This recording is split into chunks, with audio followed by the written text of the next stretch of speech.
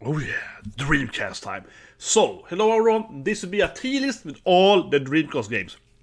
The games, right, they basically no one ever played, but I love the Dreamcast. I of course played basically all the games Dreamcast, right, and there are some incredible bangers. I'm gonna review them as well in this video, right, this about them, and I hope to kind of make a top list as well, so you have like a top 10 the game should play, and maybe I'll make another video later.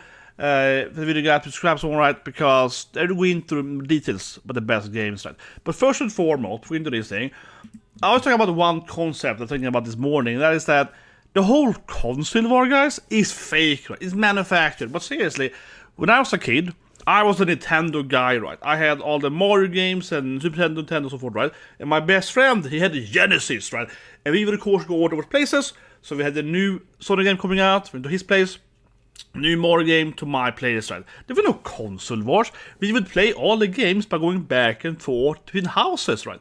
Then we got older, we had more money and so on, right? So we both had 64, we both had a Dreamcast, right? I would say the whole console war for real started with Microsoft and Xbox and the whole like PS3, and we have to fight about. But honestly, when I was a kid, there was no console war whatsoever. Sure, you argued about it, but really it was more like you had one guy, like my best friend, and he was a Sega guy, right? And I was a Nintendo guy, and we just went back and forth so we could play all the games, right? And for Dreamcast, we bought a Dreamcast, so we did the same thing there. I would buy some of the games, he'd buy the other games, right? So in total, we had all the Dreamcast games. I, for example, liked fighting games more, so I would buy, Soul Calibur, Dead Alive, and so on, right? He liked all, so that kind of system, right? But he also liked Soul Calibur a lot, though, so, whatever. So we kind of stuff like that. So the whole like console war thing to me is really silly, and something was very. And also it's funny too because the console war these days are you almost have no exclusives anymore anyway, right?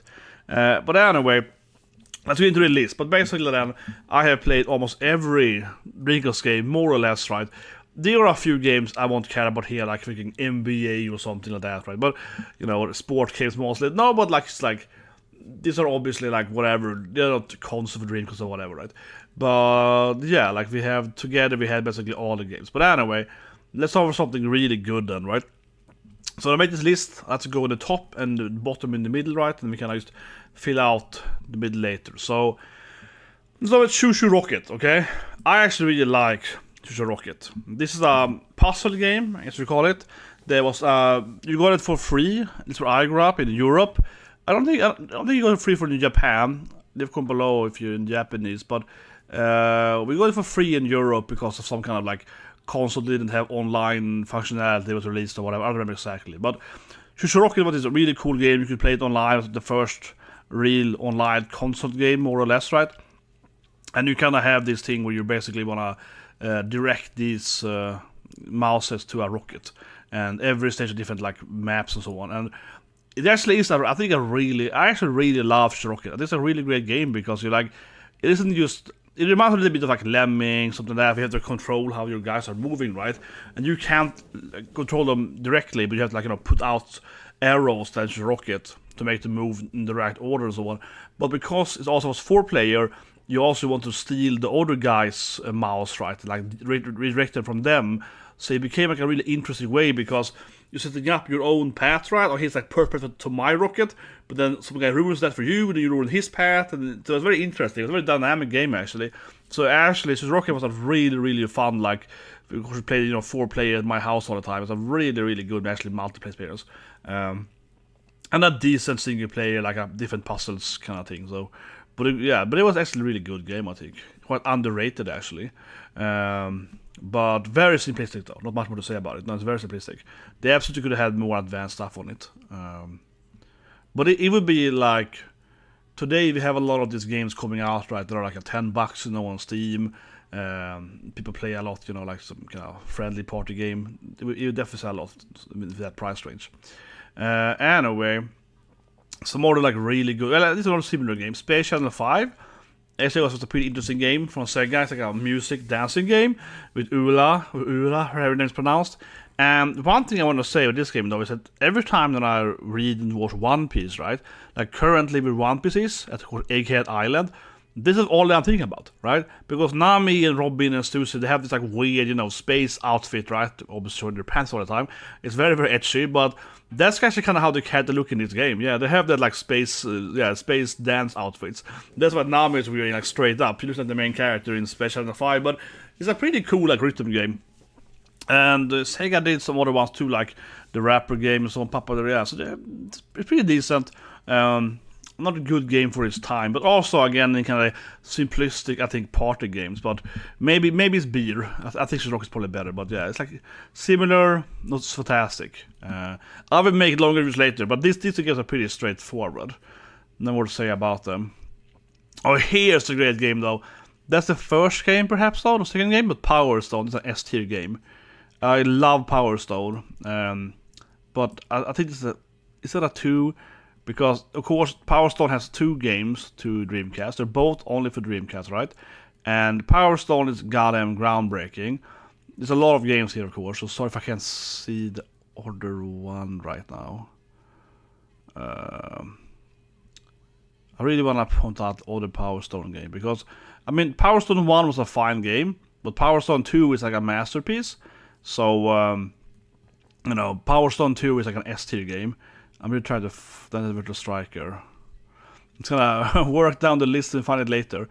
But okay, whatever. I'll talk about it later. But Power Stone is S tier. Okay, seriously, this is the classic Mondo camera now. But seriously, guys, like Power Stone is one of the best party fighting games ever made. Power Stone 1 was a great game, 4-player, right?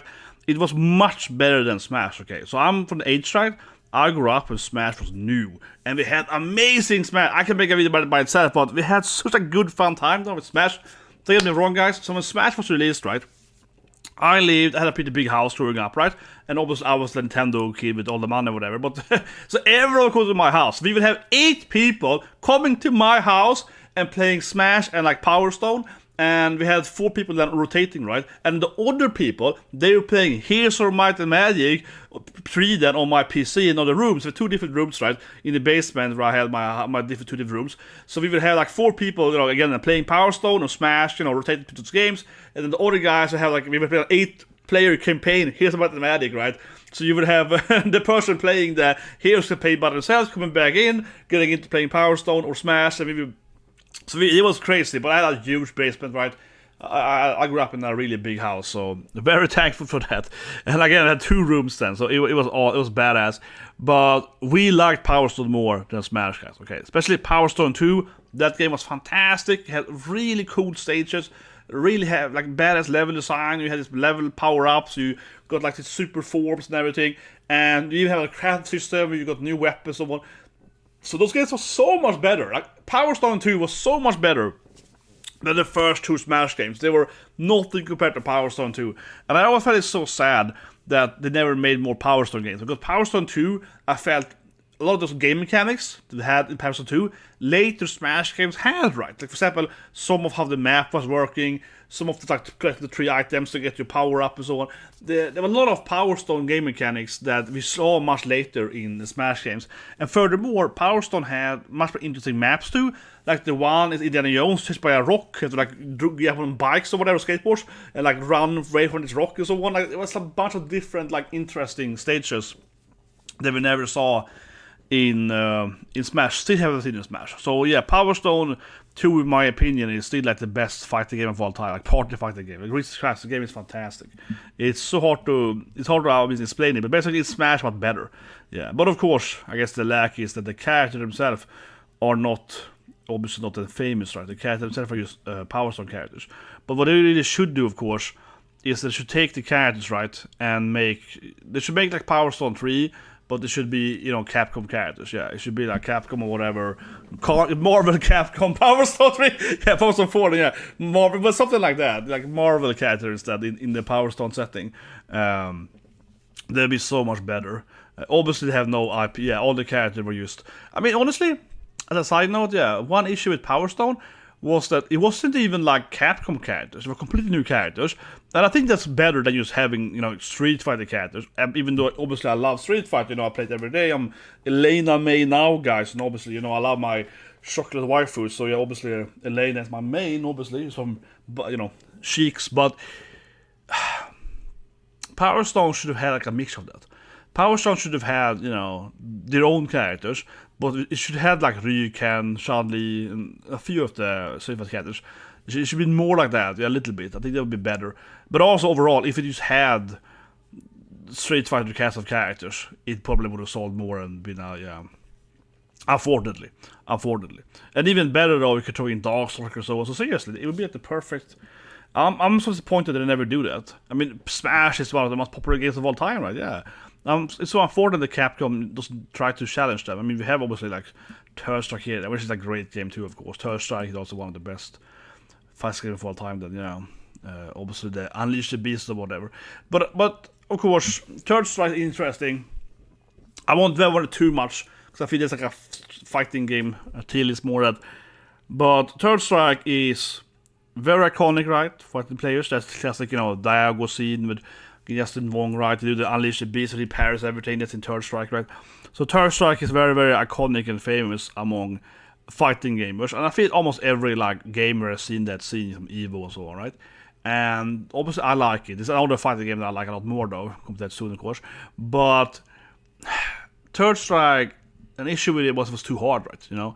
Third Strike was like a massive financial failure because it was just too hard to play the game. So it was very popular among the hardcores, and that's why the fourth game is much more casual, right? And I think the fourth game is too casual, but because they didn't have the parries and so on, right? And then the newest game, sixth game, I think is much better than 4. I think 6 is much better. I really do like 76. I liked 5 too, but I think 6 is a much better game for many reasons why. But for example, then parrying being back and better in 6 and 4 and so on is one of those things, right? Where you felt like they went like too casual with the fourth game. But the fourth game was in a way better though, because it sold more and it was more. The thing is that I actually, my favorite fighting games are the anime Street Fighter games, right? Like Guilty Gear and so on. I like them more in Street Fighter.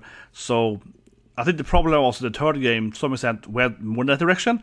But we really had those games. We really had the Guilty Gear or whatever, right? And Street Fighter tends to be kind of the more casual, noob-friendly fighting game. So that's why they didn't sell as well and so on, because it wasn't very popular among anyone except the hardcore players, right? The extreme hardcore players. So I think it was a mistake. But then the fourth game went too casual.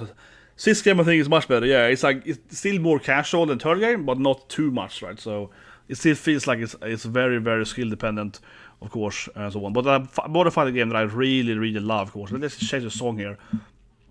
Thinking about it, this fighting game, of course, I love even more. Listen to the Sonic here, and that obviously is let me have to change the song here now. Let me take you. You know what's gonna be? I have to listen to the music now. Where is it? It's an S tier game, of course. S tier. Here we go. Take you for a ride. Take you for a ride. Do. Take you for a ride. Where is it? This is the best. This is actually genuinely probably my favorite game, Dreamcast. There isn't really much, but it was released first on Dreamcast, guys. Where is it? There's too many games in the list. We're gonna find it. This is even better if you know what I'm talking about. People coming in and like, you know what the song is. There's the wrong one. There's Capcom, which is Take You for a Ride. This is probably the game that I actually did spend the most time on. Cause I was second. I was the second highest ranked player in the world actually on the PlayStation 3 version of this game on the ladder. Yeah, so I played this game a lot. But where is it? Take You for a Ride. Jesus Christ, it has to be somewhere there. Whereas this list is the worst list ever. It has to be somewhere. It's too many games. Oh my god! I can't be going. I'm just like, okay. Oh my god, this list is also the wrong game. It's way too many Street Fighter games. There's way too many of them. Phantasy Star, Virtual Striker. Oh my god, Echo. I love Echo Dolphin, man. Oh, that's Quake. Oh, yeah, the Quake icon. Phantasy Star. Ride. I'm like, I like Chris Taxi. And I love the spin-offs later in Yakuza and so on. No, there is Take You for a Ride. Take You for a Ride. Take You for a Ride. So of course, the best game of all time, right, to Dreamcast is seriously Marvel's Capcom 2. It was the best fighting game ever. It was the greatest thing ever. It was at records. There was no other like Marvel or any like IP from comic books, right, that had like a plus 90 in every score and so on. It was by far the most. Honestly, it was so popular. Not only for, like the hardcore like me, fighting gamers, right? They have their own specialized sticks or whatever, but it really was an incredibly popular game. And there was no other game at the time that was as popular on a Marvel IP, right? So all my friends played all the time, and I was, genuinely at the highest ranked player in my country. So I played the game all the time, went to play them for money or whatever. I won tournaments, but even like my normal, normie friends played this game because it was their best IP of any comic book at the time. So it was the best video game. It is fantastic. I mean, now we have, Marvel Rivals, whatever, right? Or we have the Batman games or whatnot, right? So now we have great IP games. But at the time, it actually genuinely was by far the most popular, highest ranked, like, the comic book based game. By far. So it was like seriously super popular. Even among, known like fighting gamers. The next game we started doing that was kind of like Dragon Ball FighterZ, where Dragon Ball FighterZ wasn't as, it was played a lot by people into anime, right? Into Dragon Ball, and not about fighting game players, yeah. So it was very popular. But I love Boss Game 2. It is an S-tier game. It was fantastic. It's of course a 3 vs 3 game, right? You're playing as Ryu and Ken. But you also could play as Cyclops or whatever. I used to, of course, play Blackheart, though. I was like the best Blackheart player in the world. But yeah, but no, I love playing Blackheart. I actually played it for a long time. In the second game, competitively, I played Guile, Nash, Blackheart. That was a fine combo, yeah. So Guile and Nash are basically the same character, right? They have the same Sonic Boom fighting stats. So it was kind of like playing two Sonic Boom dudes. Yeah, I was like, yeah, I'm playing. What do you play? I play Guile and other Guile. Yeah, I was like, okay. I play Guile and Pellet Swap Guile. They don't have the exact same abilities, but they're very, very similar. And then you have played Blackheart, because I really love Blackheart in the second game. It's my favorite character in Seg. I played a lot of Jin as well, comparatively. A lot of Jin. And some other characters, like BB Hood and so on. And obviously the best character, Iron Man and Sentinel and so on, right? And of course Juggernaut. That's also a team I love to play. Iron Man first, Juggernaut, Sentinel. That was my best team, though. It's a classic team, but it's an inbound team. But yeah, it's like it was truly the first really good, like 3 vs 3 fighting game, like extreme fighting game. Like I mentioned earlier, I love games like Guilty Gear and Blast Blue and so on as well, right? So it was the beginning of that for me. And actually, I played the game a lot, right?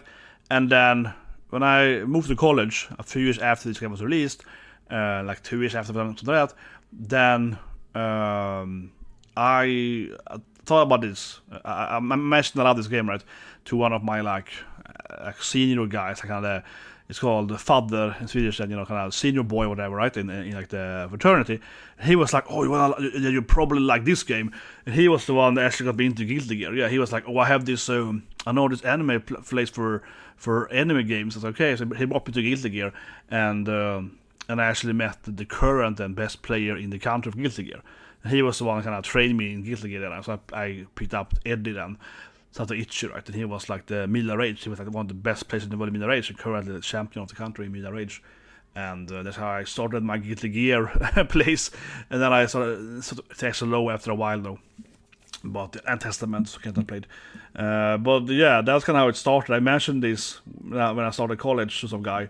That was like my senior kind of fraternity guy in the first month. He was like, "Oh, you love Monster 2? I have a little bit better game for you. We have a Guilty Gear Club." I was like, Guilty Gear Club? I have a Guilty Gear Club. It was kind of like that.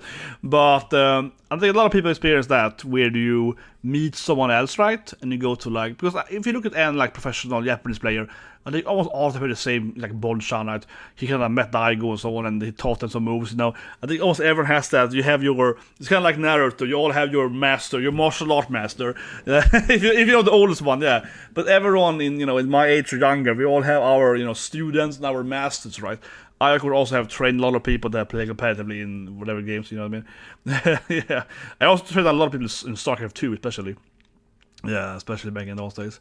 But anyway, it is like the best. I mean, it is a fantastic game. It genuinely is like a 10 out of 10 like fighting game. And for its time, it was so good too. And it really stood out because IP games at that time really were hated, right? I think we have long side note, but really, IP games were hated, right? No one really liked the other games based on movies or anime or comic books. It of course was a few ones that were decent, like Turtle games were really great though, for SNES, Super Nintendo, right? One of the Batman games were pretty good. There wasn't more, especially in the SNES era, some of the like 2D games. Spider-Man games I loved. Okay, those games were good. Okay, Spider-Man, Little Anxiety, Spider-Man Maximum Carnage were really good. So there were some of them games that were pretty popular, but they weren't like really loved, right? So more MC2 really was like an incredible game for an IP, much more than any other game. För jag tänker att du like fighting till it now, but they really were good.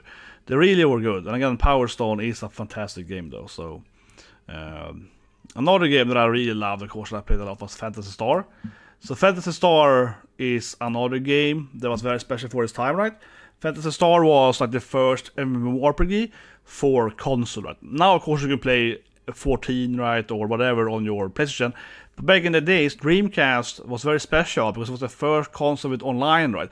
Technically, it's not true actually. Even Super Nintendo in Japan had online, but for the most part, Dreamcast was a console player's first experience of playing online, right? Phantasy Star Online was then the first real like MMORPG that I think most console player experienced, right?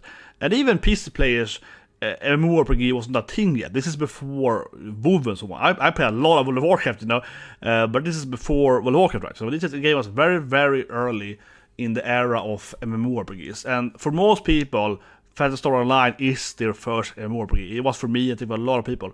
So it's a very special game, but actually, looking back to it, it was a really good game. I played it recently, actually a little bit, and it was fun. And it was fun playing solo too. It was pretty hard.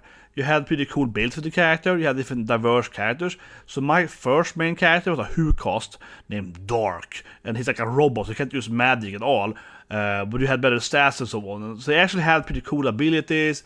You had these cool like bonus items you could pick up. Your mags to give you different stats. So the game was very like it was very broken though in a bad way also, because it was easy to cheat in the game or like hack it and so on back in those days, right?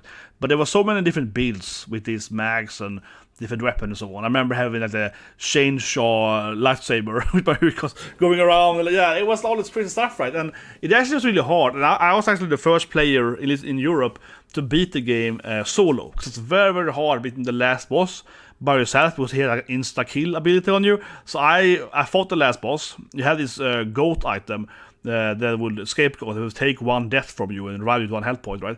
So I entered the last boss with like 40 of scapegoat, and I managed to do the boss. So I was the first guy doing that with my Who-cast machine guns. And that was a fun thing too, because even if I was like a melee character, I got some kind of weird like machine gun build. So even if I was supposed to be a range character, I went in there with like 1 health point, full DPS glass cannon, machine guns, like he would one shot me every time, and I would like auto reviving him. So the game was a lot of broken, but it actually was a really fun game, and actually quite hard and so on. But yeah, genuinely a good game. The only thing that was weird, I guess, not back in those days, but today, is that you only had a very limited party members. It was like 4 members in the first game. So it was very different than today, of course. It wasn't very like massive, but you had the trade stuff, and you could go and meet people in a city, right? And you can do all the share items and buy stuff and so on. So it still had that kind of economy and so on, right? That those game has, but party members were limited for the first game. But again, it was like the first MMORPG basically console, right? So it was limited by all the processor power and everything. But it was a really, really good game for its time. But I still think it actually is a pretty good game, because and again, I actually like it that you can play it solo too today, right? You can still play it by yourself or with people. You don't have to actually. It usually gets really, really hard. It's almost impossible to play it solo, but you can do it. Kind of like the newest Elden Ring game and so on.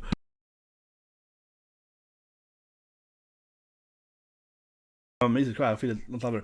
But for example, kind of like the newest. Actually, sorry, I just.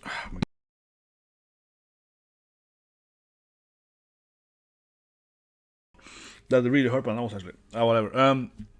It reminds me of Elden Ring, right? Night Rain. You can solo it. It is really, really hard.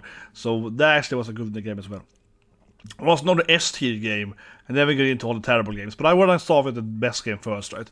The interesting games. But that's a great game. We have some Kada left, but I think that later. Tetris, that is like another. Was not a good game. People don't talk enough about, because obviously, for example, Castle KJ is like a masterpiece. That's a masterpiece, but that is the most. That's like the most popular masterpiece. Everyone knows that. It's a modern game that no one ever talks about. I actually kind of like this. Unreal Tournament, yo. I do have Records of Ludus War. Where's that image?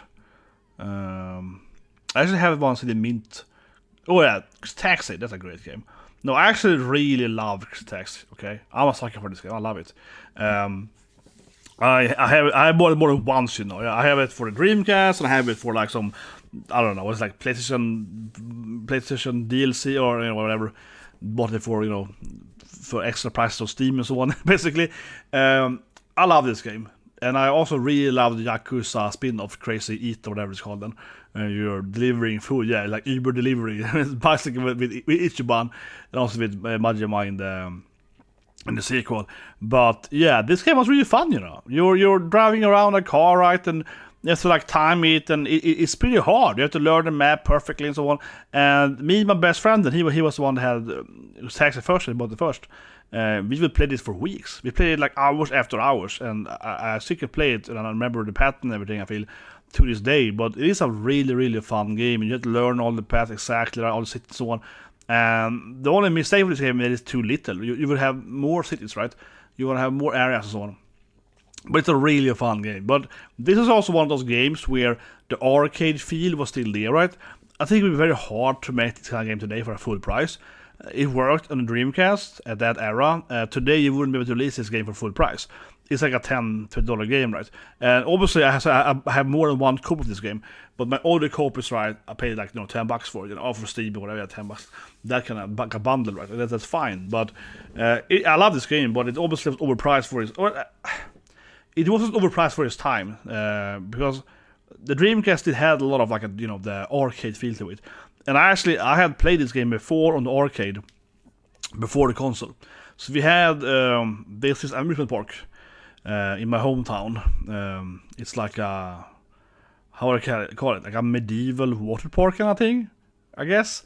It's a pretty cool park in my hometown. It's like a 5 out of 5 stars. It's very popular actually. It's always fully booked. But I was a kid then. They had like an arcade hall kind of like, you know, area, right?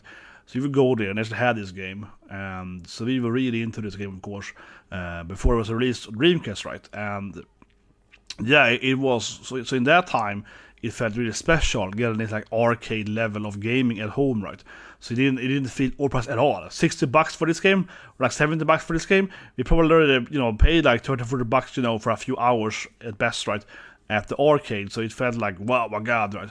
It's a different SNK game, of course, but yeah, so no, but today it would never be able to go out for that, because it's kind of short. It has those like mission stuff too, but you can do them in like a few days maybe, depending on your earning game. Another similar game, that is only the second one. I said the first one, second one, whatever, there it is, it's 1 and 2, yeah. Second game added some stuff and so on, DLC stuff. That's where the fight. But I was thinking another game that I think is a masterpiece, which is one of my all-time favorite games, especially music style, and that is of course Jet Set. There it is. Oh, there it is. This is another A-tier game. I actually probably will put it over Power Stone. This is another like masterpiece game. People really should play. I love this game so much. The music, I gotta go to the music again. This game has so fantastic music, okay? Jet Set Radio. This game has amazing music. If anything, this is the best part of the game, the actual music. But so here's like a 3-hour all the soundtracks. It's a bit. No, is it gameplay? No, it's long play. No, I want like all the. I'm trying to find like. Well, I love the Dormammu one. Dormammu plays this radio. I just want to see like, oh god, come on, ost. I want to have the ost where, here you go, full ost. Yeah, humming the bass. I love the Hawk Protagonist too, Skid of course. This one. Yeah, this one. Oh yeah. There, yeah.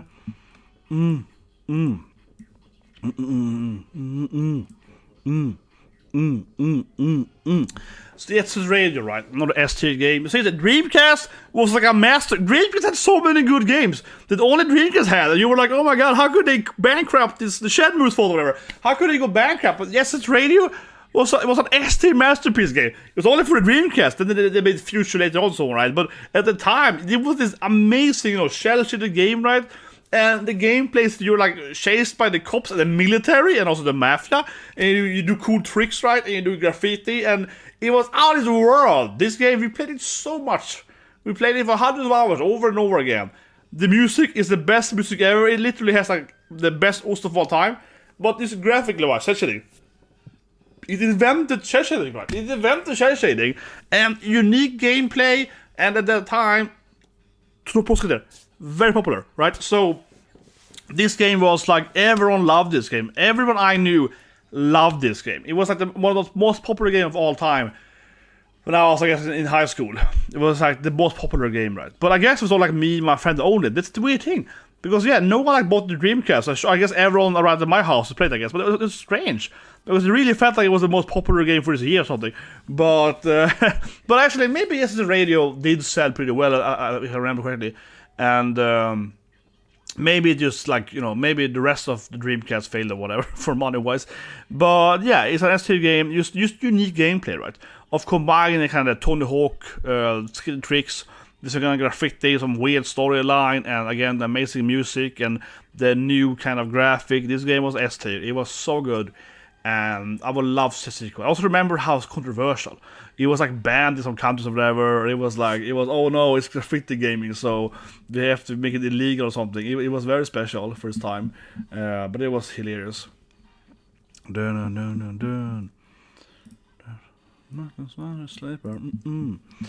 it's not an S-tier game. Okay, let's take some bad games because I'm just. Obviously. This is a trash game. These are all FPS games that were really trash for its time. Obviously, all these sport games are trash. I'm going to do a little bit here to make it easier to see the list too, to find all the games. This game is actually, obviously these like sport games are trash. They've always been trash. They always will be trash. No, I don't really hate sport games, but these are just like nonsense, whatever. The current year sport game, no one really cares about them. These are actually bad games like Test Drive. So this is like some weird like $5 game. But yeah, I make it easier just to get the list here by throwing in. But these are actually terrible though. Those games are actually terrible. Spawn is terrible too. See, this is what I mentioned, right? Spawn is also a bad game, right? That's a bad game, yeah. Like I said earlier, Marvel's Capcom 2, best comic game. This was a typical IP game, right? And it wasn't very good. Like, okay, I would say maybe Spawn is better than this game. Obviously, it's ultimate trash. Obviously, this is the worst, I guess, here. But yeah, like this is obviously better than this game, like Casino. But this is just complete, but still, it was a pretty bad game. That was like a typical IP game, I was like, okay, you're playing Spawn, popular movie and coming before a time, and not very good gameplay. Obviously, like another Disney game was terrible. And that's not something that I can honestly see myself making a video about in the future. But the thing is that I can briefly talk about here now. But Disney games are interesting. I made a post about it, actually I read it this morning, a little joke post about Lion King. But the thing is that Disney games actually are pretty good, right? For like Super Nintendo, you know what I mean? The classic Lion King game, Aladdin, right? So on. Those games were actually quite hard. They were actually fun to play, And they had pretty good like 2D elements and so on.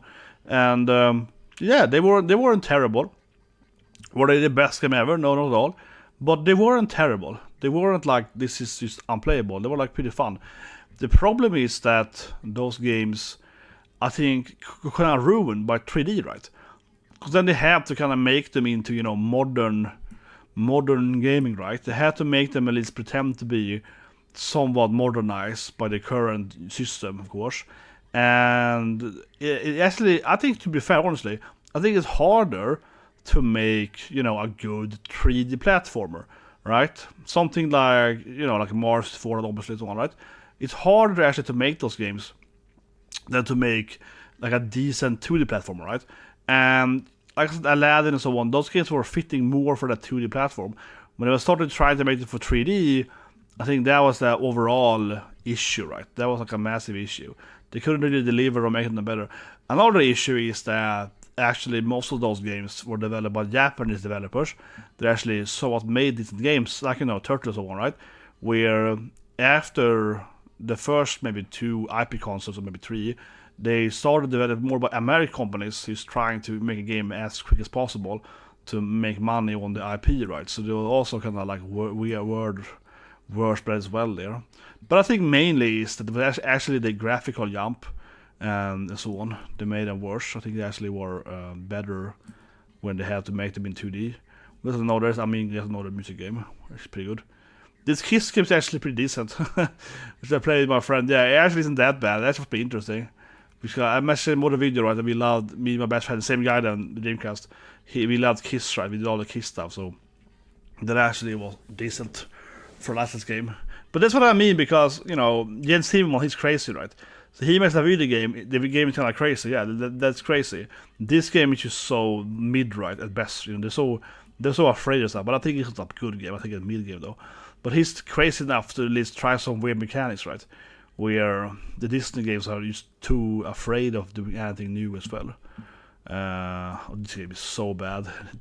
I used to work. I used to work in Division, right? I used to work there and Blizzard and so on. But yeah, for example, when I worked there were so many of those sport games being produced, right? Like this game, like some kind of random like, Acclaim, whatever. But same thing. Acclaim is bankrupt now, though. Yeah, they're the company. Acclaim is sad. Acclaim used to make pretty cool games, so SNES, right? And then they went bankrupt during this era too. But yeah, these sport games were made so much, It's like, we can't, and it's like, we can't make, this specific sport game with this, NBA or whatever. We have to call it like Slam Dunk or something. We have to call it something else, right? And it was just so shallow. And I've seen so many games in my own career. They're so terrible. For example, Virtua Striker is a tennis game, but that is a much more arcadey game. It's much more better, I would say. Here's a good example, NCAA, whatever. Yeah, they're all terrible. Whatever. I'm just cleaning this a little bit here, guys. Shaq on the image there. They put Shaq in trash, man. I actually made a lot of money though on the Shaq thing not that long ago, so shouldn't never hate too much on Shaq. No, I bought this stock that he was involved in, and I sold it 3 times. I flipped it like 3 times, so made like 6,000 on that. So I shouldn't maybe be too angry at Shaq. Now I kinda like Shaq, but obviously he's made a lot of terrible games and so on over the years. But anyway, that was some trash stuff. It's gonna clean up a bit there. But yeah, this is kind of like, well, all that's fucking terrible, right? But as a good example then, Virtua Strikers, right, is a pretty good game. I don't think it's like fantastic or anything, but the reason that Virtua Striker works, it's a golf game, the tennis game. This is not a golf game, it's a tennis game. But the reason this works is because it retains that like arcade feel, right? So it's a pretty funny game because you smash the ball and turn it into fire or whatever, right? It's not like Mario Tennis, right, that is even more crazy. But it's somewhere in the middle between, kind of Mario Tennis and, like more realistic tennis games. And I think that's what these Sega games, the Sega has a lot of like kind of magical sport games. And they are pretty good, I think. Most of them. I think they're much more fun to play than the one trying to be realistic, right? But I get some people, of course, prefer it actually being realistic if you're a fan of sports like FIFA and so on, right? But for most of these games, especially I think looking back to it now, retrospective, right? Most sport games who's trying to be realistic are just going to be worse than the latest. The newer version will be better, basically, right? Always. But the later year edition will be better. But these arcade sport games have their own gimmicks and own mechanics that might make them, I would say, retain more interesting gameplay later on, right? I mean, Resident Evil is actually probably my least favorite one, but I still think it's a B game. But looking into that game, right? I assume people know what Resident Evil is, but yeah, the third game it's almost a Nemesis on the image there. He chases after you. In my opinion, maybe the weakest Resident Evil game, so I probably put it in B tier. I mean, I like Resident Evil, and I am excited to play the 9th game, right? Whatever it's called. I mean, whatever you call it now then. But obviously it's in the trailer. You play as a daughter now and so on. And I like that. I like Resident Evil, so I want to see it a lot. I really liked the 8th game, right? I streamed that when it was released, like 2 weeks ago. That was a really good game. Village, that's a game. Obviously, Lady D, right? But it was a great game. I really liked Lady Demeter's and like the dollhouse. I won't spoil it too much here. But the only problem I had, but the main problem I had with the 8th game was that it got worse every castle.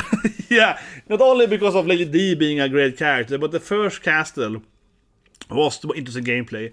We were chased by giant evil mama and so on. It was hot, it was more scaring, and the toy house also was better.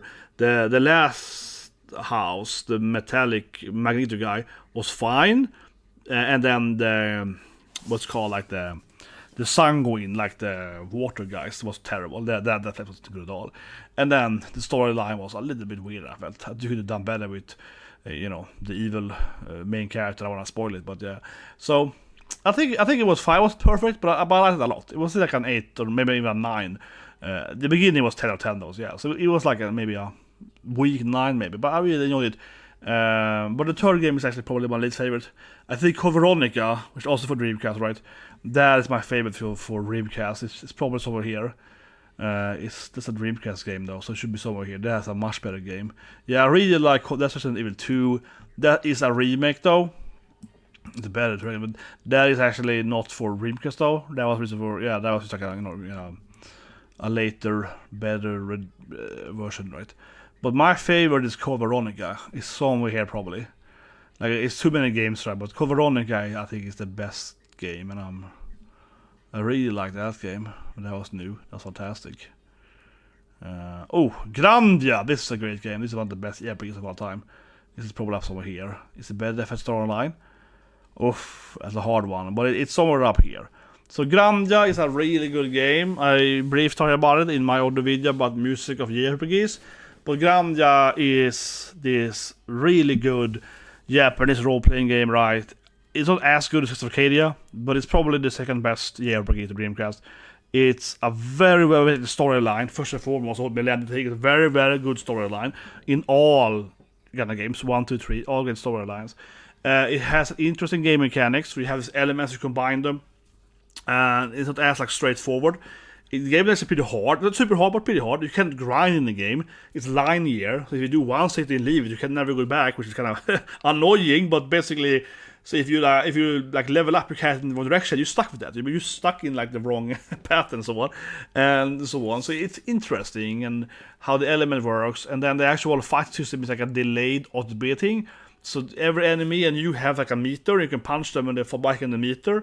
So it's the kind of time delay system where you want to punch the guy to punching you, and you can go around in a circle, right, in a set world. So you actually can be the boss will hit me over there, but we're at max distance, so my other guy have to run in before and punch him, and the boss will lose his turn and so on. So it actually has a pretty dynamic system actually for its time.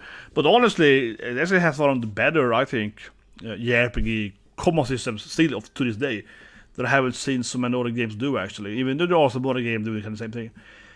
So a very good game, very good storyline, and so on. And actually pretty hard, not super hard, but decent hard. It's a very unforgiving game, right? Where you can't return, you can't grind and so on.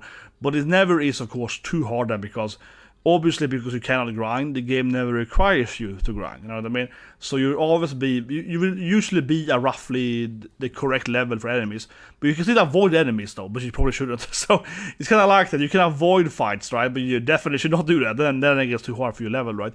But yeah, you can never over grind an enemy. You have to defeat them by your level and so on. But the problem then is that if you level the wrong items or the wrong abilities, right, you will be too weak. So yeah, you can get locked in this game, probably. It didn't happen to me, but I think you heard people doing it. If you get the wrong abilities, you probably... Yeah, because you get your points right, put them in an ability. If you have the wrong ability, the weaker ones, you actually probably will be locked in the game, so you can't beat the game. But it's your own fault. Get good, scrub. But yeah, Grandia 1 to 3 is very good. There's no Space 2...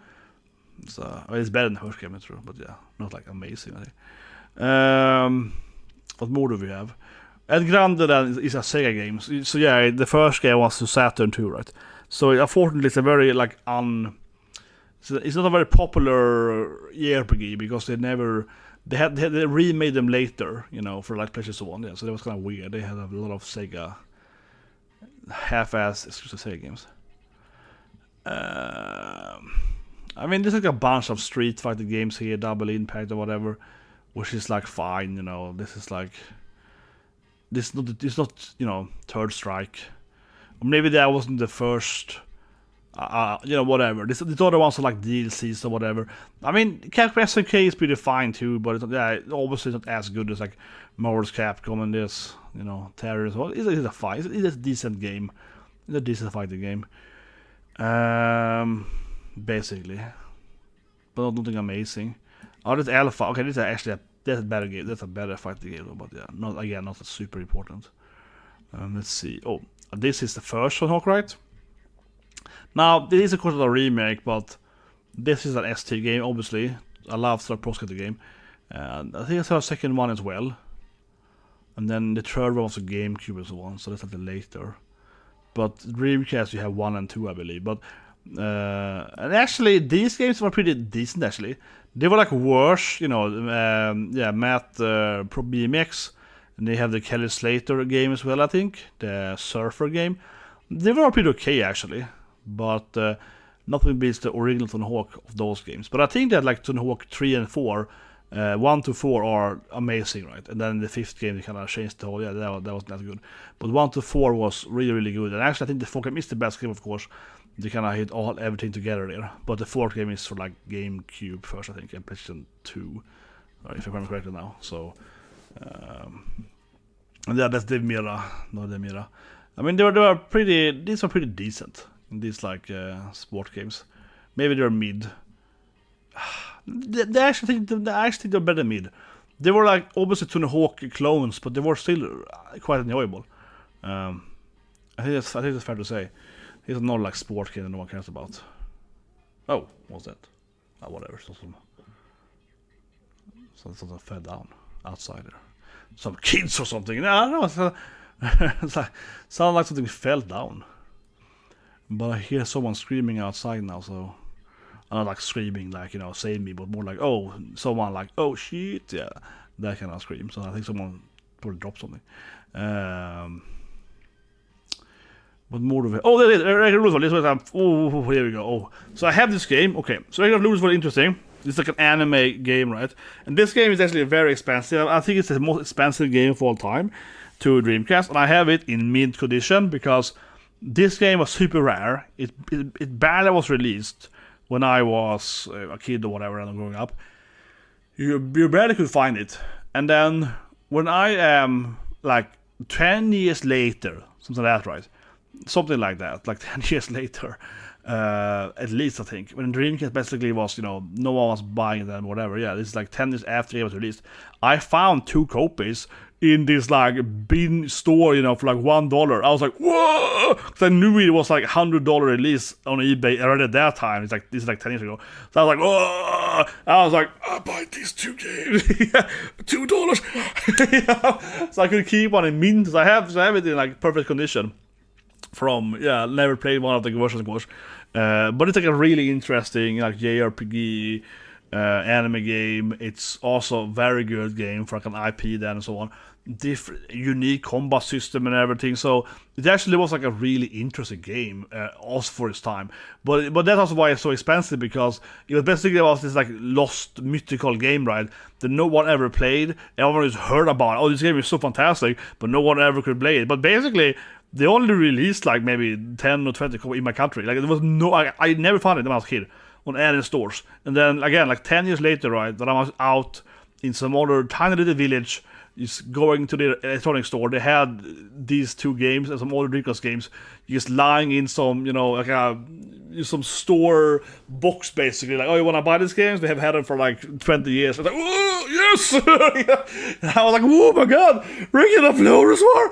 I heard about this game. I never played it before. My god, I can finally play it. Had to go home and like get a Dreamcast, down from like the shelf and like plug it in basically, because it was like way after. This like PlayStation 3 or something. Yeah, like way after the console was like.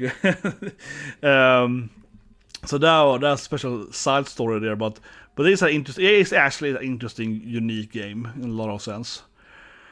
What more do we have?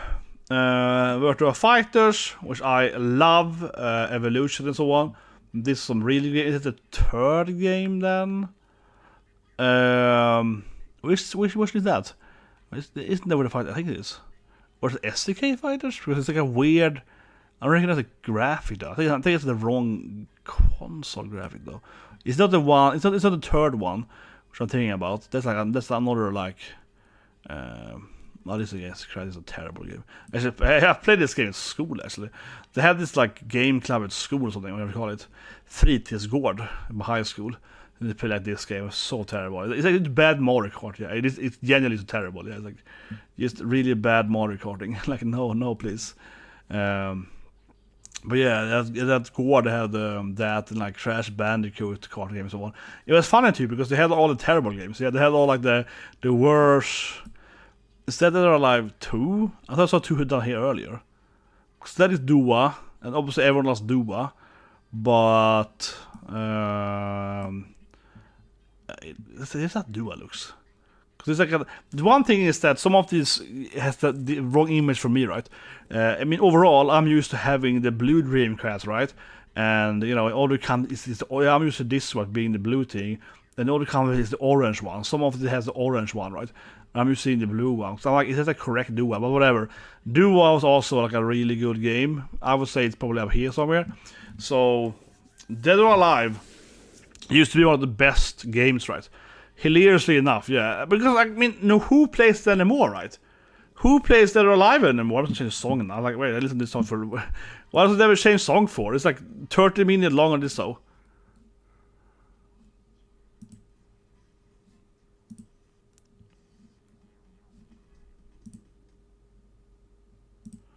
Here we go.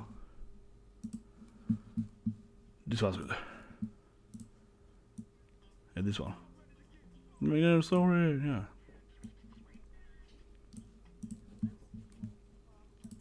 Trying to cover it. No, but Dead or Alive was like fantastic for its time. The second game, the first game, no one really played either. I have it, of course, because I had a fighting game, but it wasn't that special. But the second game was amazing. The graphics were amazing. The jiggle effects right now, but it was like really good game. It was counter focus. I played Hayabasa mostly, and the tag fighting in the game was really fun. We used to play it all the time. He been on the station once. Dead or Alive 2 was really, really good. But after that, the console, they never really made another game that no one ever cared about. But the second game actually was really stand out. And then obviously played Duax, the best game ever. But yeah, obviously. But yeah, unfortunately, the third game is fast more like the second game. And then 4 and 5 is never really improved on the formula. I think they were too afraid to ever mess it up, It's like, because the first game obviously was not as good as the second game, right?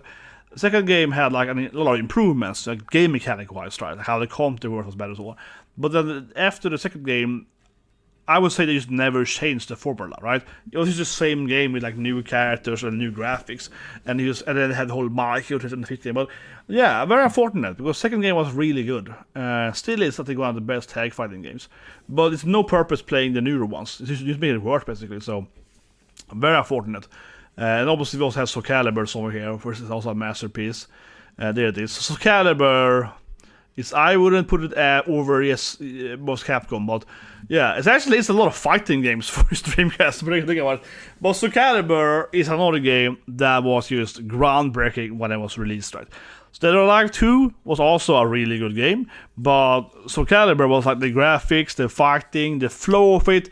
It had sort of amazing fluidity to the fighting, and the actual like story mode was like 100% long life with all these extra mini games. So you had like one of the best, even still the best fighting game, like story mode or like side mode, whatever.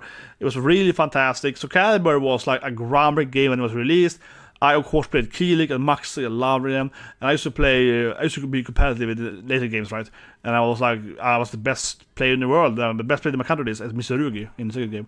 I won championship with Mitsurugi in the second later. And I also played Voldo actually for a while. But anyway, so obviously I play a lot of Soul Calibur, but the first two Soul Calibur, or not Soul Edge, I guess the first one, but yeah. So the first three then were very popular, and then afterwards, things kind of like do their lives sitting there. They didn't really improve on it after Soul Calibur 2, right? Soul Calibur 3 was also fun to play, but it was just too similar to the second game. They didn't improve on it, right? Like I said earlier, 76 is fun to play. They added a lot of good mechanics from the fifth game, right? They changed some of the stuff, like the parry system, the dry rush system, the drive impact. I know people hate dry rush or whatever. I don't like it either, but I like drive impact, right? So it's like they changed a lot of stuff. They changed the mechanics, moving and so on. They didn't do much of that in either Soul Calibur or Dead or Alive. And all the games like Guilty Gear, right? There's just a lot. In Strive is very different than Axel Core and so on. So I think that's the issue. You know what I mean? They just were afraid of like they were stuck in that route, right? So I feel that it's very unfortunate because the Dreamcast and early PlayStation 2 basically are like the pinnacle of some of these fighting game franchises. And afterwards, it's kind of like no one cared about them for obvious reasons, though. I think because they didn't change. They just added new characters and better graphics. They turned into like the FIFAs and or whatever, right? It's very unfortunate, in my opinion, but whatever. So yes, but Soul Calibur 1 was a groundbreaking game. It was so beautiful. Yeah, it was graphically, it was incredible. I actually really love this game though. But it was first a 64 game. But actually, I do really love Star Wars Racer. That's a great game. So obviously, it's based on Star Wars 1, right? You play as Anakin and whatever. But obviously, you play as Sebulba because he's the best character. But you can cheat. No, but I actually really like this game. Maybe it's a wrong game though. But you know, it's like Pod Racer. Because I'm thinking, I'm thinking about 64 game now mostly. But yeah, it's a fun racing game. I love F-Zero, for that matter, for GameCube and so on, right? I love F-Zero, especially the GameCube version, I think it's a masterpiece as well, right? It's a very, very quick-moving racer game, and has really cool stages, and actually some really interesting different drivers with different kind of, mechanics or stats and so on, right? So, yeah, I think Star Wars Pod Racer is an actual really good game. It's arguably the best Star Wars game, or probably is the best Star Wars game. I like the JRPGs are good too. Oh, the RPGs are good too, but yeah, that's a great game. Now we have another like whatever sport game. Actually, a pretty good Worms game, but it's just Worms. But actually, I have this one. It's a pretty good actually for being a Worms game. You have these little guys trying to fight each other with weapons, right? But I think Worms is a pretty fun game, but kind of like I mentioned, whatever, they never really evolved those games, They were fun when they were new, and after the first 2-3 installments, you kind of bored by them because they didn't do anything new. But that game was fun, but I wouldn't buy a new Worms Day today, right, when they haven't really this is not a failed Acclaim game. Acclaim used to make good games, but not for Dreamcast. No, they're all terrible. No, maybe it's the one I'm thinking about though. Actually, that's one thing about Armageddon. That's the one I played the most, but whatever, they're pretty mid. They're fairly pretty mid. Okay, what more do we have? There isn't I missed all the trash games here. This is too many games. Okay, Quake was decent for console. So obviously Quake, right? Quake's a pretty good game. I think Quake's a good game, but it's it's console, you play with a hand. You could actually use keyboard and so on for Dreamcast. Was Dreamcast the first console with keyboard? I think it was. Because I had a keyboard you could connect to Dreamcast because we were playing Phantasy Star Online, right? So you could share with your friends, you know what I mean? So that might have been the first console that also had a keyboard functionality. But obviously Quake on the controller wasn't very super fun to play. It was fine, but not very good. I think that modern FPS games, right? Almost I worked in the future, so I'm biased now. So I worked on COD and so on, right? And Battlefield. But I think that modern FPS games has been a lot improved, right, for the controller scheme, and they feel much better to play on a console than it used to be. But this game definitely was not made for a console, you know what I mean? Today, you have like a lot of people working on that, right? So it's a lot better, I think, these days when it comes to... there it is. That's another like 8-year game, but yeah. This is another game that I haven't thought about. I don't know what that's supposed to be, actually. That is a Berserk EP. It's a trash game. This is like one of those. That's like Berserker could have the best game ever. Elden Ring basically later on there, or a Souls game. But let's see. Speed Devils, a pretty comparable game. Bunch of terrible IP games, right? I mean, GTA 2, I actually think, I do like it a lot. I actually, you know, I'm one of those bad people, right? That my favorite GTA games are 1 and 2, right? I like them more when they were in 2D. So in GTA 2, of course, you're playing the game, you know, from bird view, right? You're shooting and so on. But I think that's way more fun. I think it's for fun, okay? I get people like the graphics or whatever, but I really much more enjoy actually the first 2 games. A lot more, actually. Honestly, no, I was never a big fan of the later games, honestly. And that's my sin, right? I'm not a GTA fan, and I actually like Red Dead either. I think it's very slow and boring instead. Yeah, I think it's way too dried upon. This is a terrible like DLC from Sega. That's a trash game. I like it much more now. This is S tier. It is. I probably put it somewhere here, probably, yeah. So maybe better if it's online. Because this is like the best... so yeah, veronica. Mentioned earlier, I think this is by far the best Resident Evil game to Dreamcast. It is probably... it's my favorite, I would say. Of all the Resident Evil games, I think veronica is the best. I think it's the best storyline. I think it's the best setting, best aesthetics. I think it's the best one. Gameplay-wise, today is probably rigged and so on, right? But I think that from the actual atmosphere, you know, the characters, right? You know, I don't want to spoil it here, but I don't think people have played it. Unfortunately, this era, but yeah, I think it is the best Resident Evil game of all time. Now, it's an S tier game, but I wouldn't say it was as good as like Jet Set Radio or whatever for Dreamcast. Those games were obviously much more impactful. But of Resident Evil games, yeah, I think it's definitely much better than second and third game and so on. Even though they're pretty good games too, they're not like terrible, but veronica was very, very, very good. I think, like I said before, by far the best storyline. And I think a storyline is very important for a horror game, you know what I mean? So, or for horror, whatever, yeah. So, that, by far my favorite. Really interesting, the twins and so on. I try not to spoil it, but yeah, the whole twins and so forth, right? You know what I'm talking about. If you play the game, you know what I'm talking about. Oh, this is like a pool game. That's terrible. What more do we have? So I know we have one more heavy hitter. We have Shenmue left and Skies of Arcadia, obviously Sonic games, but it's some other game I haven't... yeah, so this is a music game. I would say it probably is here. It's very similar to Space Channel 5, you know, Samba Amigo. You can have, you know, the rhythm game, you're pressing buttons. It's like 33, right? It's like, it's 33, yeah, you press buttons. It's pretty fun, yeah. It's like pretty fun, but they're very similar. But Sega, it's, you know, it's about the arcade feel again, right?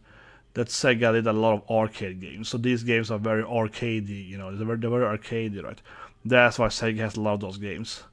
Bomberman was also pretty fine. You know, better than Worms, I guess, but yeah, pretty fine Bomberman game. It's better than Bomberman to SNES mostly, but yeah. That is like a really terrible Star Wars game. That is absolute dog. That is a terrible Star Wars game. What more do we have? Yeah, it's a sports game. I probably won't even put up all the sports games. Oh, that's Virtua Fighter 3. That's the real one. Okay, so Virtua Fighter 3, that's a great game. I think the next game is much better though. Especially Fourth Evolution. But yeah, Virtua Fighter, of course, that is Sega's fighting game. They did do like a trailer for a new one finally. But after the 5th game, they kind of abandoned this series, right? For like a decade at least. But the fighting games are 3D, so they're more similar to like Soul Calibur and so on, right? Than, for example, Street Fighter. But it is a really good game in more how I say it. The strategy is very different in Virtua Fighter. Just by its not only in 3D, but like just by itself, because you fight and the combos are very short. It's like a 4-hit combo. That's the best you can do. But the combos are interesting because you don't press like punch, punch, punch.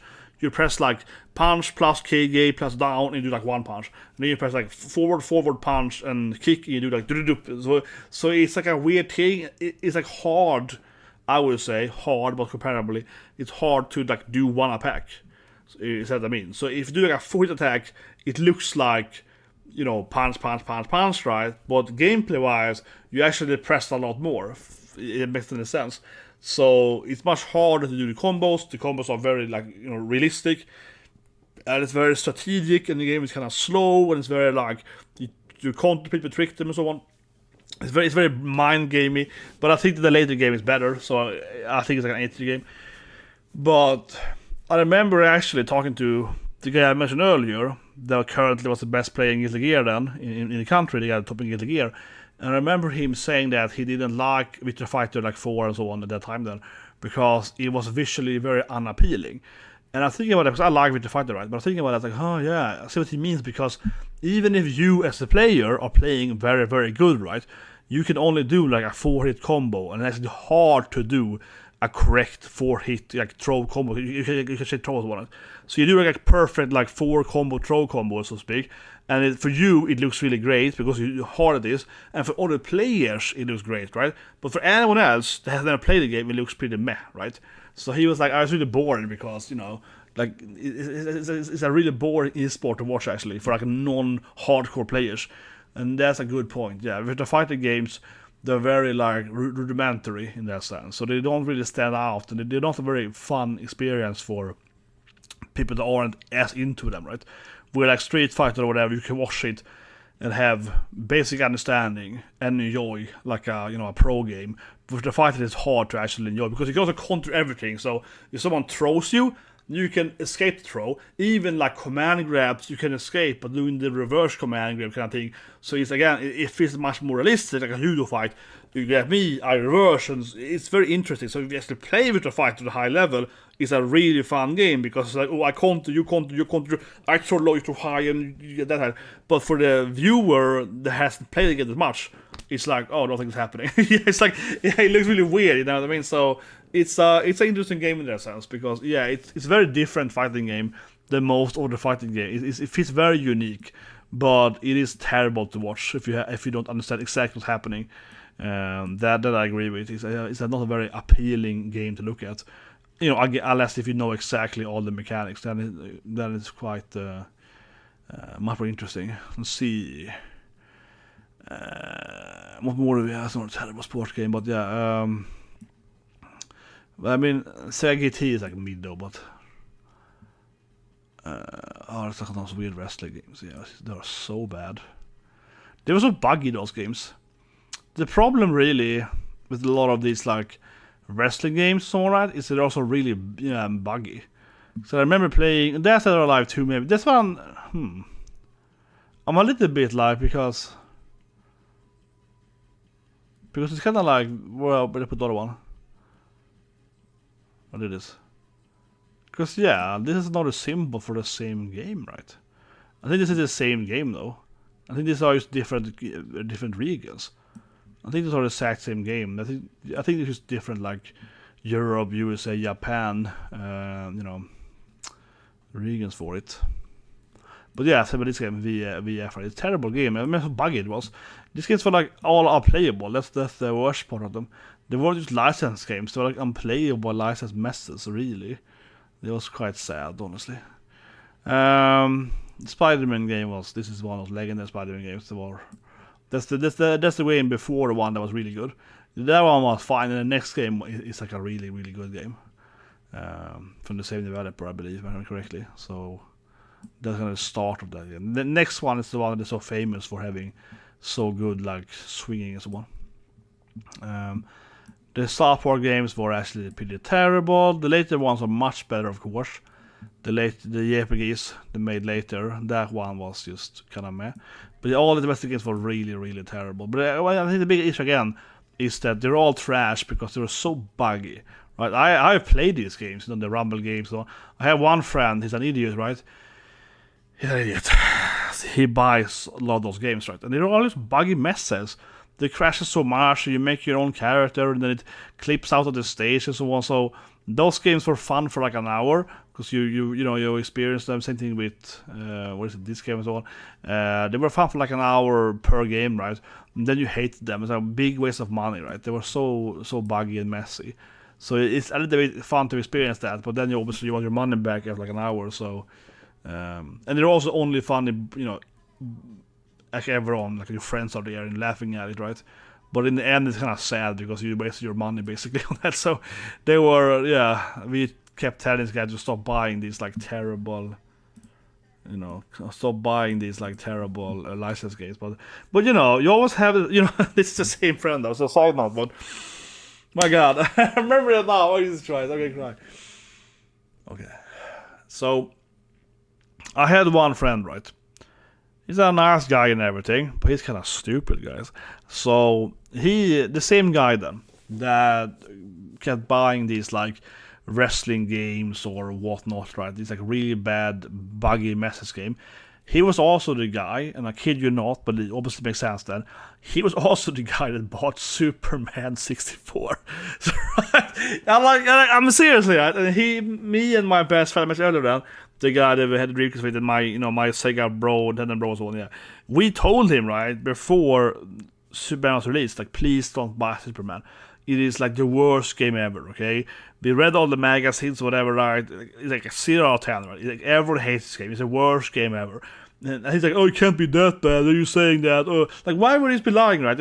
I remember having this conversation with him, like, you're an idiot. Don't buy. Like, literally, if everyone is saying it's a 0 out of 10 game, it is not like conspiracy. It's not like kind of like, oh, evil. No, like, why would people lie about that? Like, if everyone, no, games were terrible, right? If everyone's telling you that a game is 10 out of 10, then I'll be more suspicious. Then I'll be like, why you wanted to buy it? Yeah. Especially in these days online, if I go to Reddit post and everyone's like, oh, this game is the best ever, I'm like, you probably bossed all of you, right? But if everyone's telling you it's bad, though, yeah. If everyone's telling you it's the worst game ever, then it's probably true. Because who would like want to just bought that? You know what I mean? Who want to lie about that? That's just terrible. So we were like, oh my God, bro, everyone is telling you, all the magazines, all the reviews, whatever. Everyone that's seen this game is saying that it's the worst game of all time, okay?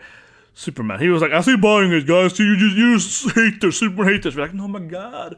So he's obsessed with IP stuff. So yeah, he's the same guy that also would buy all of these, like WrestleMania games, and he bought all of these weird license games. So obviously, yeah, I've played these games, okay? I've played these games. Like, I've played all of them. Same 64, he had all of those games. But they were all terrible. So, no, but that's what I mean. Like, I have actually played them at this guy's house, right? Not the same friend, the older friend, and his cousin, yeah. His cousin, yeah. We would go to his place, I played these games, right? But like I said, they were only fun for like an hour, you know what I mean? Superman, same thing, right? It is actually kind of fun to play the game for like an hour, laughing how bad it is. You're like, oh my God, it's so bad. But obviously after an hour or half an hour or whatever, it gets boring, right? And then it's like, oh, you wasted like $80 on this game. Yeah, good job, And honestly, Superman cost at least $70 where I lived. Yeah, $80, yeah. Superman was very expensive, Nintendo is very expensive, so. But he's the same guy that bought all of those games, so. To no surprise, I suppose, right? He was the same guy that would also buy these like license game. You know what I mean? Like, that's, yeah, Tetris. Actually, this game is actually pretty decent, actually, the Army Man game. Yeah, this is surprisingly actually a playable like IP game. You control them like an RTS game, I guess you could compare it to. That way to look at it. I think so. Yeah, that's kind of how I explain it. You're playing as this same thing here. You kind of control it like toy guys. It isn't actually that bad, those two games. Reminds me of King Arthur's NES, probably the most actually. Gauntlet, this is also not one of those games you can actually kind of play it, but it isn't super fun. It's like a remake or whatever you call it, the first game to the arcade. You're moving around, you're fighting stuff. It's like a beat 'em up game, right? It's like, multiplayer. It's one of those games that it's like a mid game, but if you're playing with your friends, it actually isn't that boring. It's also one of the games you can play it. But that game is better than the rest of the game because, like Gauntlet multiplayer with your friends, right?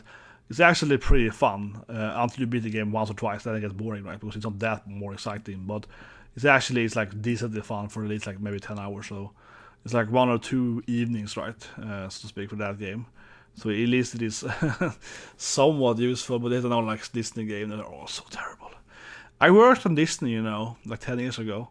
And even to that day, they was pretty bad. But I think especially during that era, they were really, really bad.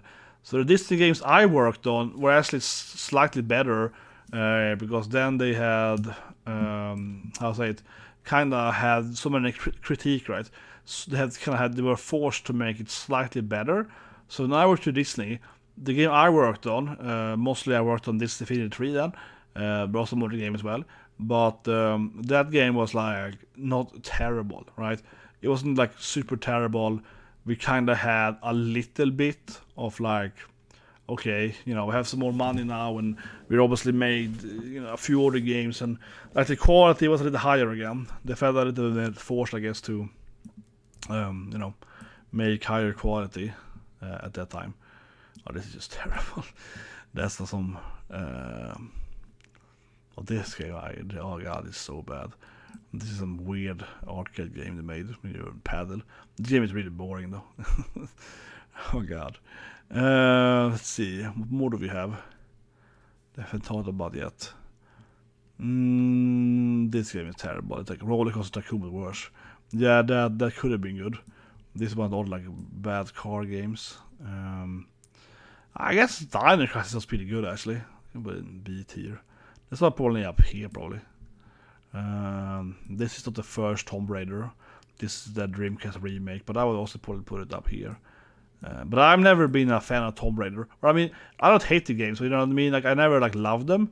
I think they were decent games when they were out, but I was never like sold by them. I guess I never liked her as my waifu. No, but I never really fell for those games. I played them, right, and for me they were never like, oh my god. I was like, 7 out of 10. Like I said, it's like B tier, slightly better than mid, but I was never really impressed by those games. And then the remakes, what you call it, the Shades Later, I was not impressed by it at all. My roommate was playing it a lot. Yeah, we were roommates, not my actual roommate. He was playing that game for a while. The first like Crystal Hammer game. Where was Connor again? Oh, whatever. This is Kane. This is a good game, man. This is good. Legacy of Kane. Maybe 8 tier is too high. No, but it's a good game. So, but I think it's probably a Resident Evil level though. So yeah, interesting. Legacy of Kane is like an interesting, like weird, like mystery horror platform game or something. It's like, I think it's fair to call it like a platform game in kind of the Ocarina of Time. It's like an adventure platform game, right? Yeah. It's interesting, like the lore and so on. So it was, but I don't think it's fantastic. Okay, for some people they think this is like a cult classic, right? I don't think it was that good, but I think it was decent, right? It's like an 8 out of 10, maybe 7 out of 10. But yeah, I don't think it is like worth to be like a cult classic. I think it's a cult classic more from the atmosphere in the game, right? More of the weird graphics than rather, you know, like the actual mechanics, right? It's more like, oh, it's an interesting kind of, let's say, a horror or something. So people kind of like it for that reason, but I don't think the mechanics actually are worth to call it like that. But yeah, obviously I'm just dropping in some. But honestly, I mean, I don't know if we have to go over like explaining why this terrible Disney game is terrible, right? So I'm just throwing them in the bottom here. That game actually is probably okay. It's a better game, I suppose, than some of the other games. Yeah. Oh, that's Power Stone 2. Here we go. That's Power Stone 2. That's an even better version. That's how it looks in that version. Okay, so this is not what I'm used to see. This is the orange. Yeah, I have the other one with the blue here. It's an other graphic where I'm from. Mine one is other graphic, but yeah. Wacky Races. This should have been a good game, you know, like Mario Kart Records. Yeah, but it's another, you know, cash out game, right? Where they didn't really try to even make it good, you know.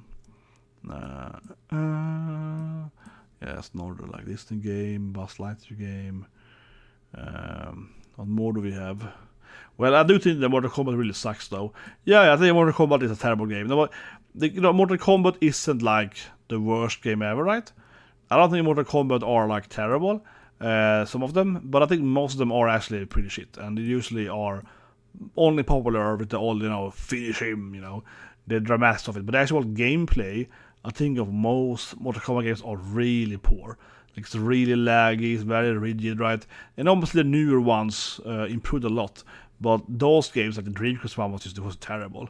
It didn't run very well, it was kind of laggy, it didn't feel like responsive, you press the button, right?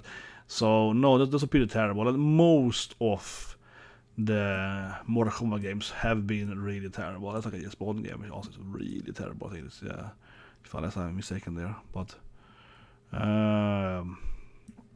this is not a weird wrestling game. This is a systemic horror game. It's terrible. I just don't care about this game. When I'm doing this, like dropping into in trash, I'm just like whatever. This actually is a pretty bad game though. The Pac-Man games. I mean, I like Pac-Man. It was new, you know what I mean. I don't play Pac-Man now. Ubisoft was always terrible. It's a terrible game too from Ubisoft, but this game is like those Rainbow Six and Rogues. Those games are kind of similar to Ubisoft, and they were never good. They're popular nowadays, the latest one, but no, they were terrible back in those days. Really terrible. What more do we have that is left? Isn't just there it is. That's also a really terrible game. Saw it earlier. This actually is a decent arcade game. Daytona is on Sega, but I think it's a worse Crazy Taxi game. So it's probably up there somewhere. That's the one that's terrible. There's another one that actually is pretty fun from Sega. I saw it earlier. It's like the 18 wheeler one. What's it called? Whatever you call it again. There it is. This one is pretty fun actually. But it's not Crazy Taxi level. I probably put it up here. Yeah. I think that's the one we're thinking about. It's called Vigilante. Nah, it must be another one. No, that's a trash game. No, where's the other one? Oh, that was the one. No, but it's one where you play like a trucker. It's like Crazy Taxi, but you're a trucker instead. It might be the other one. No, I'm confused now. But it's one that is like, this is actually pretty good. Oh, there has to be one. 18-wheeler, right? That's the one, I think. I hope so, at least. Because it's like 18 in middle, right? And say a truck. I think this is the one. Yeah, this is again. There's some art I'm used to because of the orange art, but I think this is the one, but it's the American version of it because it's called 18-wheeler, which is it's kind of like a taxi game, but you were playing like crazy, like truck driver instead. But that's what I mean earlier, right? It's like the arcade version, Nowadays you have those like farm simulator and they're kind of slow instead. This is like a crazy game where you're just like driving around at 18-wheeler and crashing into cars, and it's a wild arcade game. It's pretty fun, but it's a worse taxi though. Absolutely, by far. This game is terrible too. Not as bad as other ones, like a bad puzzle game. Oh, this packet was so bad. This one I have actually. This is a collection of old games, so like Atari's one. Joust. Yeah, I have this one. Oh, I hate Joust so much. Joust is the game where you're jumping on those ostriches. You're jumping on like you have to fight for the spear. Oh, I hate Joust so much. But yeah, this is not worth your money. This was so expensive back in those days. Right, you had to pay like $60 or whatever for these kind of like. It's a collection of like 80 or 70 games that were all pretty terrible, but I really hate Joust, man. Jesus Christ, man. It's so bad. That's like worth. You should pay me money to play this game. But Joust is so bad. Acclaim just failed so hard. Acclaim used to make good games on SNES, right? There was 6 at the world too, and then it just massively fell down during this another like Tomb Raider game, which is like. Is that it's like the remake one, right? Yeah, I think it's pretty mid. Put it up here. What more do we have left of these? Qbert is a terrible game. Jesus Christ, man. Qbert is not fun. It was new fun when it was new SNES. No, Qbert is his puzzle game and jumper, but I don't even like Qbert when it was the new one. I mean, when it was new, even the first one, I mean. I didn't even like that game. Actually, the Sega bus fishing was actually pretty fun, actually. But again, it's somewhere here. Yeah, it wasn't like super fun. It's kind of on the level of their car games, but yeah. It's not a trans happy game. Oh, that's Bass Fishing 2. I mean, it's pretty fun, those games. They weren't like fantastic, but they were pretty fun. What more do we have left of these games I don't care about? I mean, basically everything else is going to get trash, right? Except, of course, the famous games left here. And there's some anime game that is decent, though. So it's like mid. And this game, yeah, the JoJo license game is mid. And this game actually is pretty good. It's an interesting game, into game mechanics. But Super Atari's collection is terrible.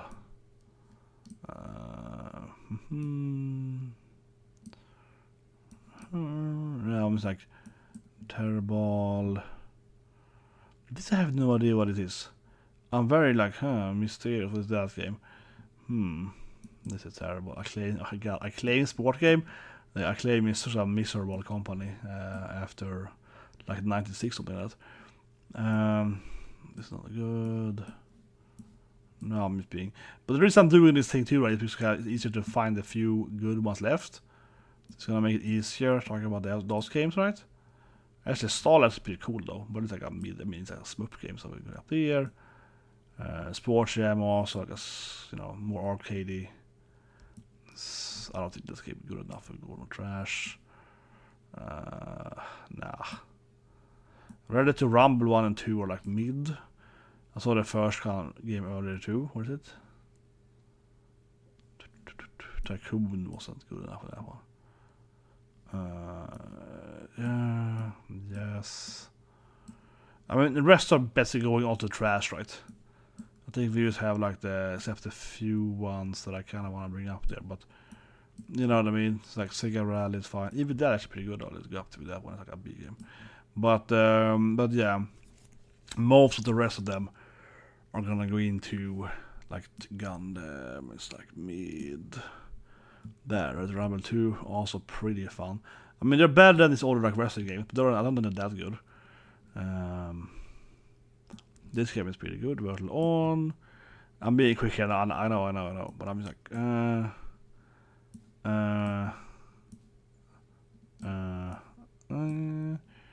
no, I'm just gonna cleaning up the mess here.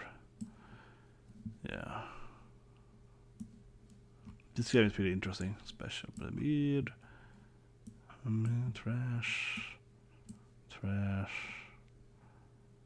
Is that a remake of the Saturn game? Dragonlance. That game is pretty good actually. But I don't think it's called Dragon Riders. I don't know what that game is. It's pretty trash. Because I don't think it is the remake I'm thinking about. Oh, this is the MSC1. This was much worse than the second game. I put it in mid, honestly. That game was decent, but it was not comparable to this is Evil Typing, right? That's a pretty cool game. It's like the zombie one where you type stuff. You just have the right word and so on. Or yeah, I'm rid of all the terrible games here. Yeah, they wasn't a good one, Sega. This was all the weird, like, cheap remake games they made. And this is like a party game that was okay from Sega. Yeah, obviously, you see, I'm waiting for, like, I'm waiting for the, what's it called? Sonic games left here. Yeah, I know. The delay annoys me. I put it up here now because it's a good game, but I think it's the same game as the other one. I think it's 2 different versions. And this is a pretty decent game. I'm doing it, guys. I'm doing it.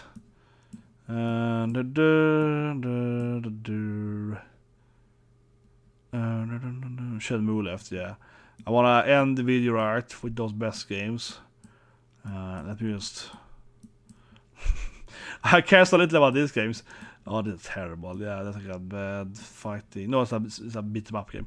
But these are all pretty terrible.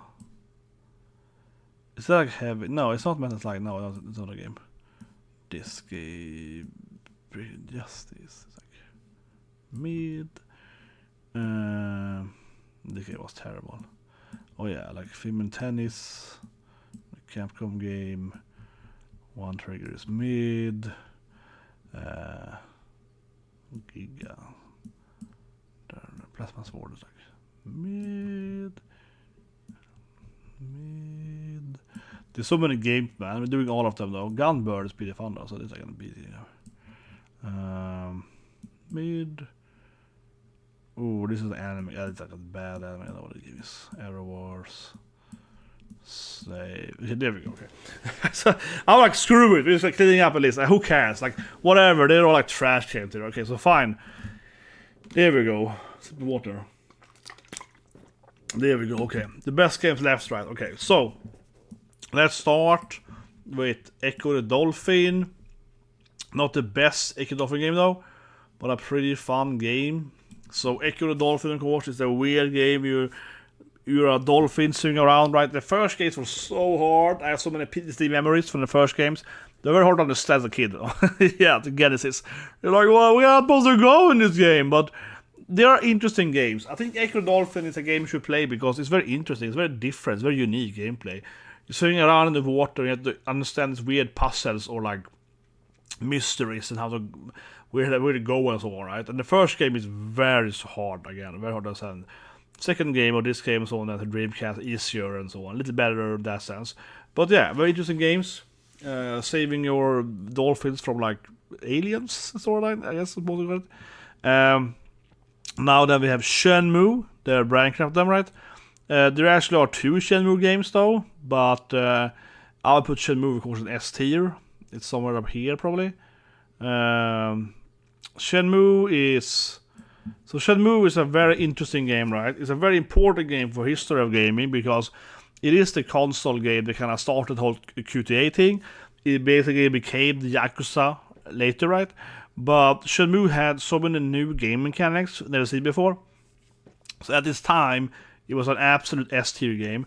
But to be fair though, actually Shenmue has aged very poorly. And it's probably in B or something actually, historically wise, ignoring the time though, because Shenmue's beat 'em up system was like fine.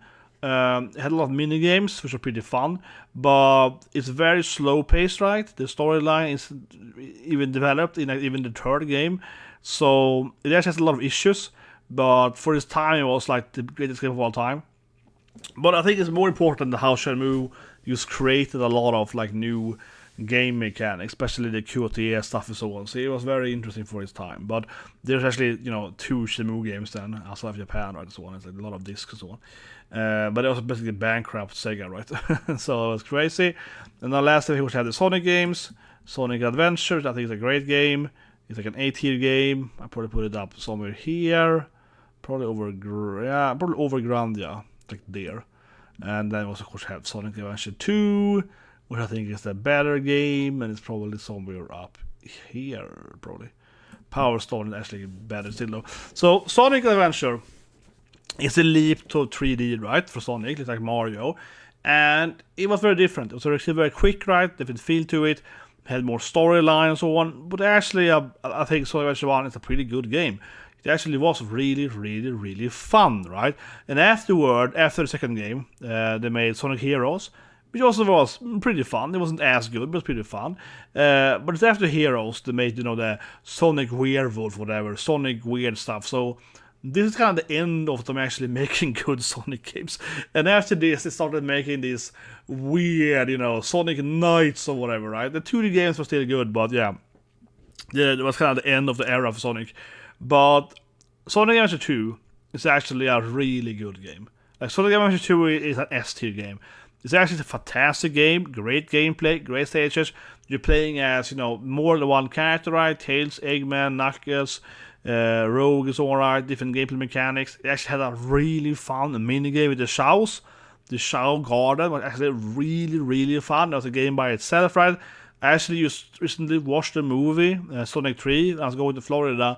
I was watching the movie on the plane, and I enjoyed the movie a lot, actually, with Keanu Reeves and so on, with Shadow, and it had some really good references to the Shao Guard and so on. But yeah, Sonic Adventure 2 was actually a really fantastic game. Great stages, and I also had a really fun, actually, multiplayer, so you could play, Sonic Adventure Shadow, right? Like a 1-on-1, right? Like running some of the stages in like a speed racing, and actually that was really fun. So it had a lot of gameplay value, and I think it was better than the current like Mario game for this time, because it had having like a competitive like multiplayer Sonic, right, was way more fun than the current Mario game. But also, like I mentioned, like the mini game and so on, the show stuff, and again, like Knuckles and Rogue had like an older game mechanic, finding gems on time and so on. You had a car racing stage, and it was much more of a game. I think it easily beat Mario for a current that generation. But after that, yeah, Sonic Heroes was like decent. It wasn't terrible. It was an A game, and afterwards that they went crazy. So those games were good. And then of course, lastly, Skies of Arcadia. So Skies of Arcadia is like here, right? It's like the best game of all time. Yeah, Sonic. So it is hard to explain how good this game is. But let's move it over here, right? So we have the AT ring, we have the perfect list drive, we put it up here. So Arcadia is like the best game to Dreamcast, or arguably second best game. For a unique game, it's the best game, right? Skies of Arcadia is like an amazing JRPG. It is one of the best JRPGs of all time. It is by far the best role-playing game to Dreamcast. It's heavily inspired by like pirating, like One Piece or whatever. No, but you're sailing around in the world, right? And but it's like sky pirates, so the world is really cool. It's very cool aesthetics, really great characters, like lovable characters, interesting storyline, some twists, some betrayal, right? So that's great. The world has like 6 different elements, and each nation or each area is like one country per element, like fire and wind or whatever, and you have to like travel around them. So it's a very like you're flying around in space, right? Kind of in that sense, everything's like floating, and then each area has like its own element. Oh, this is the green one, so it's like Amazon. Yeah, it's a lot of Amazonian waifus or whatever, right? Or this is the yellow one. It's like lightning. It's a lot of like terrible environment and thunder lights and so forth, right? So it's very cool in that sense, and they had a pretty good like combat system. That's the only problem I'll say. The game has a good combat system, but it could be better. That's one thing I would say is pretty okay in the game. But you level up the different elements and combine them and so on, so all great. And the remake then to GameCube is like 10 out of 10 as well, right? They improved everything. They also had like finding all the discoveries in the world and so on. Then eventually in the game, not spoil too much here, but you can fly that in this like layer, right? Eventually you unlock upper and lower layers. You have more worlds in that sense. So it was like a really fantastic world traveling, and it's finding all the different discoveries and so on.